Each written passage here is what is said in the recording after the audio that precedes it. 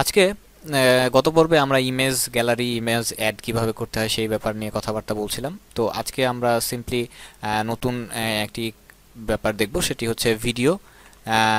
ভিডিওর জন্যে আহ, ধরুন আমি এখান থেকে কিছু টেক্সট নিলাম, পেস্ট করলাম তাড়াতাড়ি করার জন্য। তো এখানে আবার আমি টেক্সটের মধ্যে গেলাম এবং টেক্সটের মধ্যে যে যে কাজটি সিম্পলি আমি এটি পরে করেছি।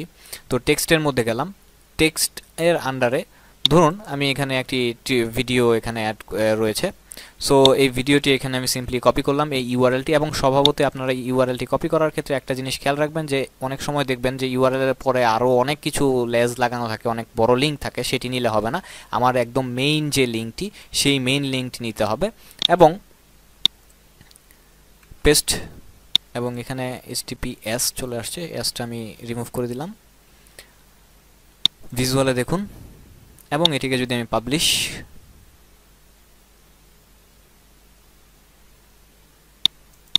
ভিউ পোস্ট,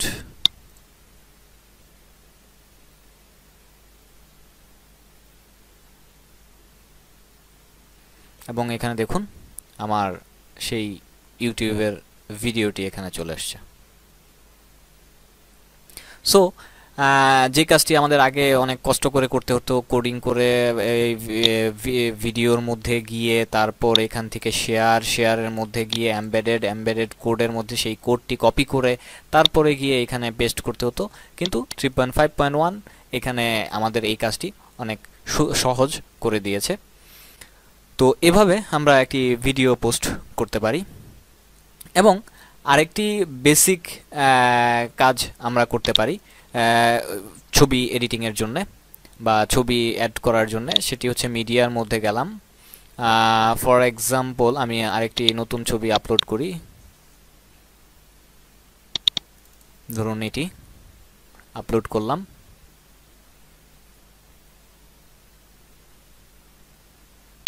তো এখানে সিম্পলি একটি ছবি আপলোড করা হলো এবং জাস্ট টাইটেল এবং আদার্স যা কিছু দেওয়ার দিলাম এবং ইনসার্ট,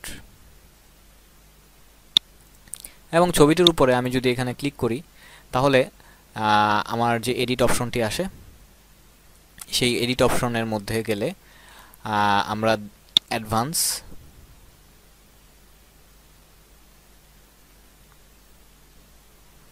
এখান থেকে আমরা ছবি change, border, vertical page, horizontal, এই জিনিসগুলো, সিএসএস স্টাইল, বর্ডার স্টাইল এবং এই জিনিসগুলো এখানে, এবং ছবিগুলো টার্গেট কোথায় ক্লিক করলে কোথায় যাবে সেই ব্যাপারগুলো এখানে আমরা ঠিক করতে পারি।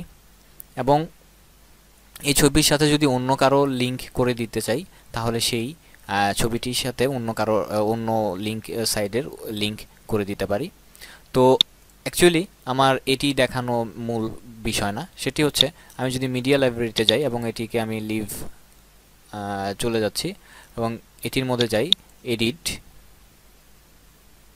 এবং এডিটে যাওয়ার পর আমি যদি এডিট ইমেজের মধ্যে ক্লিক করি তাহলে এখানে দেখবেন যে আমার এই ইমেজটি রোটেট করাতে পারি চাইলে,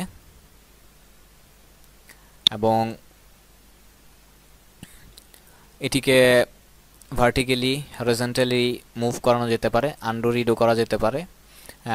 থাম্বনেল সাইজ, এক্সপেক্ট রেডিও এবং ক্রপ করতে চাইলে সেটি ক্রপ করতে পারি, এবং ক্রপ করার জন্য সিম্পলি যে কাজটি করতে হয় সেটি হচ্ছে এখানে ধরে ড্র্যাগ অ্যান্ড ড্রপ করলাম এবং আমি এখানে অ্যাসপেক্ট রেশিও দিলাম 1:1, তাহলে দুই পাশে সমান হলো।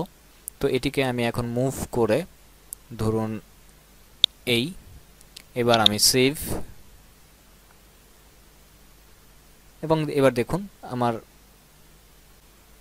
ইমেজটি সেভ হয়ে গেছে। আদৌ কি সেভ হয়েছে? ক্রপ,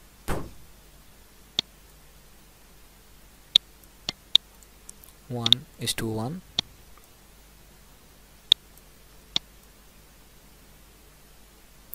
সিম্পলি 1:1, শিফট চাপ দিয়ে ধরে আমি এটিকে বড় সেই অনুপাতে সেভ করতে পারি। এবং এটিকে আমি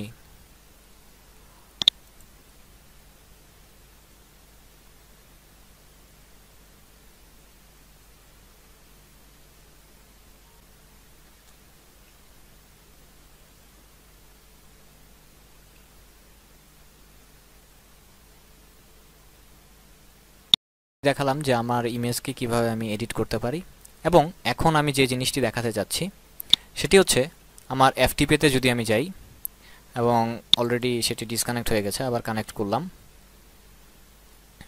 কানেক্ট করার পর এখানে দেখুন আমরা যখন নতুন করে ইনক্লুড করেছিলাম, তো এই ওয়ার্ডপ্রেস ইনক্লুডের মধ্যে এখানে দেখুন এবার আমার সেই আপলোড ফাইলগুলো চলে আসছে। এবং এই আপলোড ফোল্ডারের ভেতর আমার যে নতুন ফাইলগুলো আপলোড করেছি স্বভাবতই বাই ডিফল্ট যে এটি সাল অনুযায়ী যেই সন 2013 এবং 2013-র পরে মাস যেটি জানুয়ারি মাস সেই হিসেবে 01 এই অনুযায়ী ফাইলগুলো সেট আপ হয়ে থাকে। এবং এখানে আমরা দেখবেন যে এখানে আমি ফাইল সেট আপলোড করেছি একটি, এবং ওয়ার্ডপ্রেস অটোমেটিক্যালি সেই ফাইলগুলো বিভিন্ন সাইজে সে তৈরি করে নিয়েছে, এবং তার যখন যেটি যেভাবে দরকার সেইভাবে ফাইলগুলো সে আমাদের সামনে শো করছে। তো এইটি দেখানোর জন্যই আমি অ্যাকচুয়ালি এই কাজটি করেছিলাম যে, এবং এটি থিম অনুযায়ী এটি ডিফারেন্ট বিভিন্ন ধরনের সাইজ তৈরি করে, যে থিমের বিভিন্ন অনুযায়ী যে কার কতটুকু কী ধরনের ইমেজ কত ধরনের ইমেজ দরকার সেই অনুযায়ী সে 5টা 6টা 7টা যতগুলো দরকার পড়ে সেই অনুযায়ী অটোমেটিক্যালি ফাইলের সাইজ তৈরি করে নেয়। তো বন্ধুরা আজকে এই পর্যন্তই।